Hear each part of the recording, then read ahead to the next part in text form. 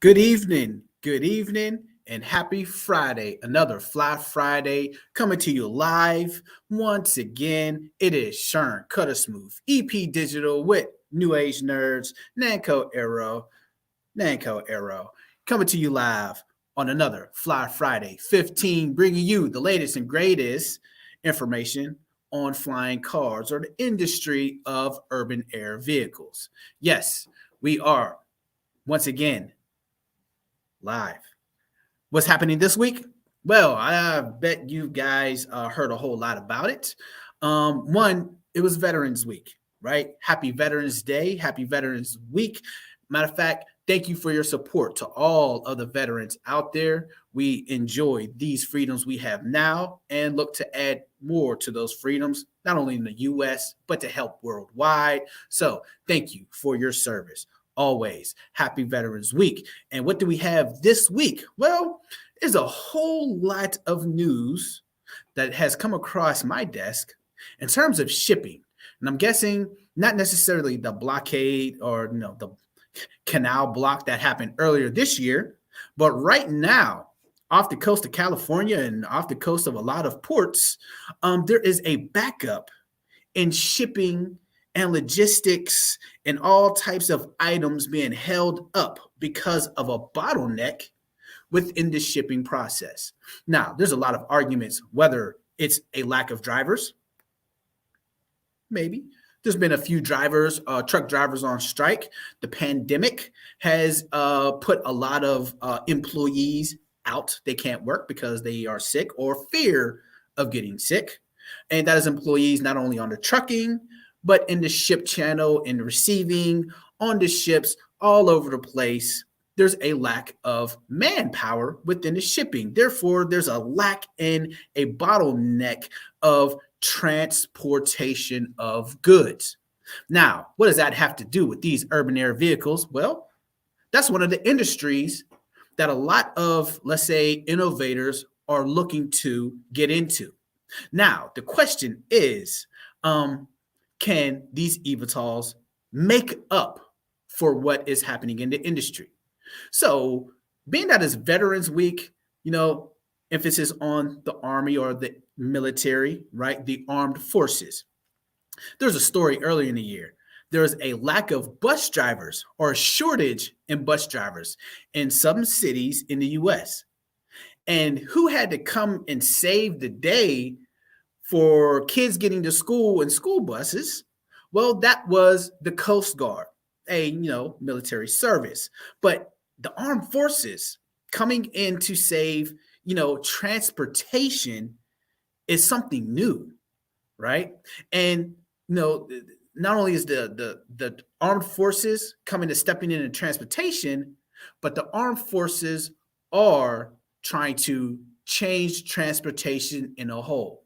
So, looking at the severe amount of goods to be transported, whether it's kids going to school or goods coming from China or goods just making it from California to their end destination somewhere in the US. And then, of course, there's the last mile of getting it from whatever warehouse to the store or the store to your home.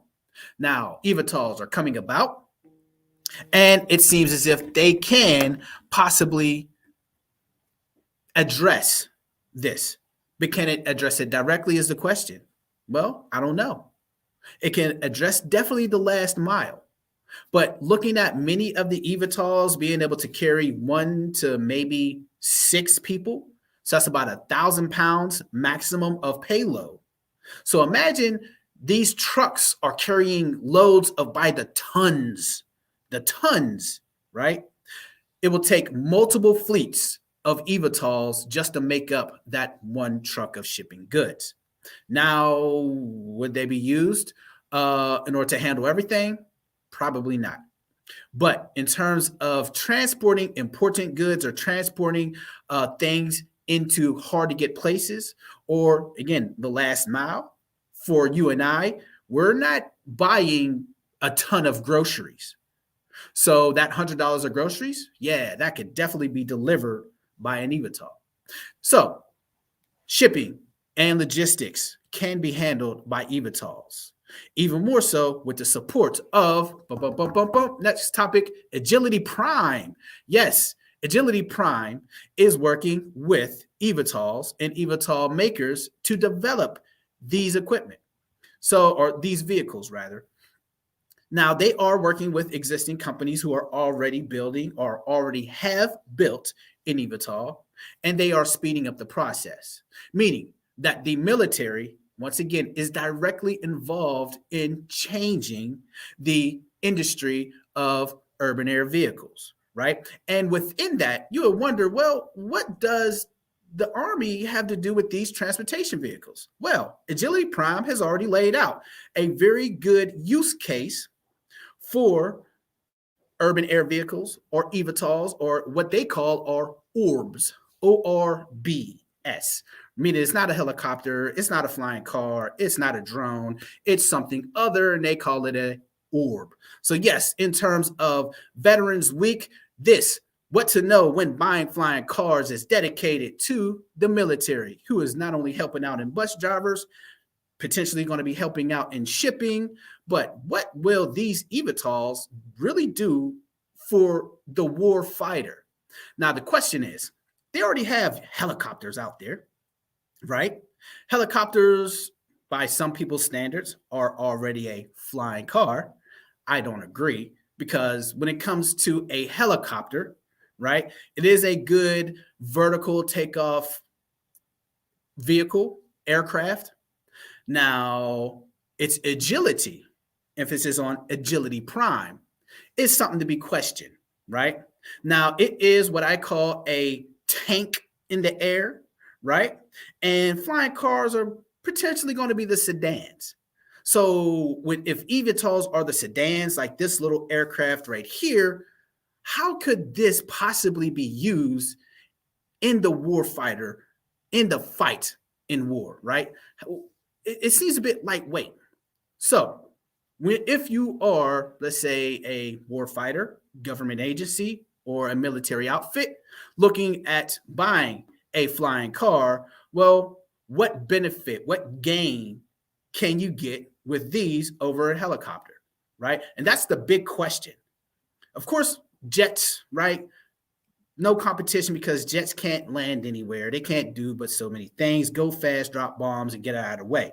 Helicopters, they can get in, do certain maneuvers, potentially get out. But yes, in some cases, they are a bit slow. Now, eVTOLs being the little brother of them, can they do what is needed to be done in times of war? Meaning get in, pick some people up, potentially take on fire, and be able to get out quickly. Now, that is a goal that nobody has been able to do yet. So you see quite a aircraft here. We could go on to the video showing some helicopters. How does a helicopter move? What are the maneuvers that a helicopter would do within that? So the question, whenever you're going to buy your flying car is, well, how agile is it? When we talk about agility, it's almost like a track runner, maybe a football player per se, right? To use it as a metaphor example, helicopters, heavy. It may take some time to get up to speed, even though it may get up to a max speed of more than 100, potentially more than 200 miles an hour. So it could go pretty fast, but it's going to take some time to get there. Now, agility, meaning these eVTOLs, they have the potential to be quicker. Quicker, meaning in less than 5 seconds, it could move a much further distance than a helicopter. Now, that would be good. So when it comes to battling a helicopter versus an eVTOL, if the eVTOL can move faster, sort of like how a drone can move around, and it's much faster than a helicopter, right, and can do different things than an airplane, then yes, you now have a new king of the skies in terms of agility and war fighting. Because if you could beat a helicopter, then you could potentially be the king of the skies.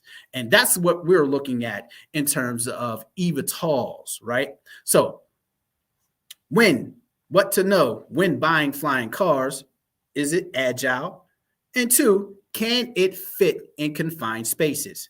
You'll see in a few exercise urban areas, between city buildings, tight spaces.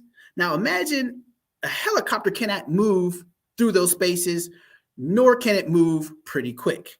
So it's kind of slow. It hovers above. It always has to have the high ground.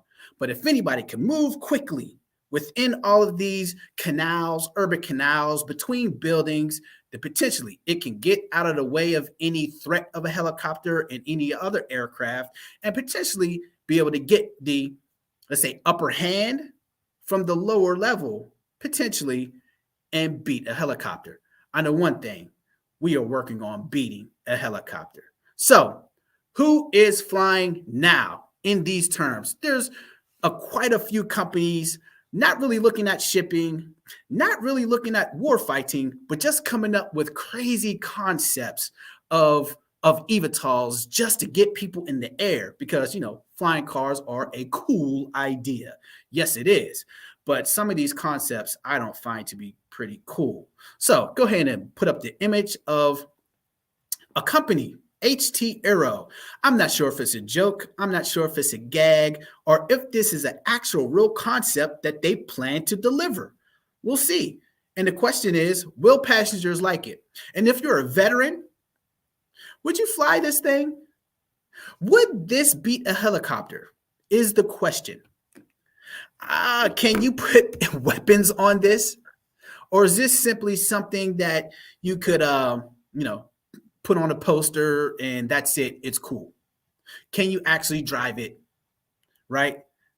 These things are coming out, and there's a lot of concepts coming out that it's hard to find an actual use case for it besides, yes, it can fly.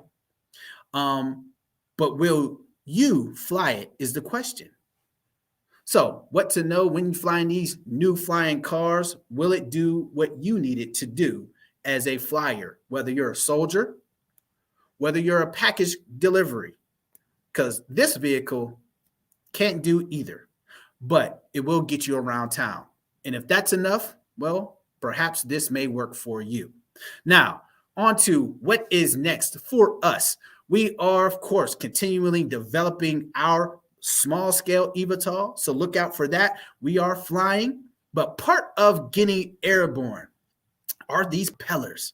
Yes, y'all, propellers. And I would have the flyer. I'm hoping that the flyer came through with it, so we can show that next Tuesday, we are holding an open house for our 3D printing. So we have partnered with a 3D printing company, right? Because much of our equipment, now I say equipment, so our aircraft, the airframe, propellers, and other things, yes, 3D printing does a lot in that arena. So as we know, additive manufacturing is the future and 3D printing is that. So if you are looking to get a little bit more into 3D printing, we could definitely help you. That's what NANCO and NANCO Aero is about, is the new and future technologies to make things a whole lot better, easier, simpler, and cheaper for the future. And 3D printing is definitely one of them. So come learn all the different aspects of 3D printing because not all 3D printers are created equal. No, they're not. And I will tell you, you can't use any 3D printer to print propellers, and you can't use any 3D printer to print an airframe. Now, there are different technologies to know about that. And we know a whole lot and all the minute differences, what could be used with 3D printing and how it can be used for your case. So definitely come on out. Let us know. We will do a live session potentially if we get the interest needed. But yes, come next Tuesday. Everything you need to know about 3D printing, designing, prototyping, new 3D printers, old 3D printers, big and small. We're going to help you out. And that's all we have for this week on NANCO Aero Fly Friday 15. And look forward to this again next week. So stay involved. Let me know what more you would like to learn about eVTOLs. And like the question last week, I would like to pose it this week. What do you plan to do with flying cars? Do you plan to blow up some things like a warfighter, right? Do you plan to save lives with them? Do you plan to ship stuff? Or would you like to just fly around? I want to know, and I want to talk to you about it. So reach out to us, contact page or in the chat, however you feel. Come, let us know how you feel about flying cars. I am Sharon Cuttersmooth, EP Digital. Once again, Nanko Aero on the Fly Friday 15. Aim high, stay fly.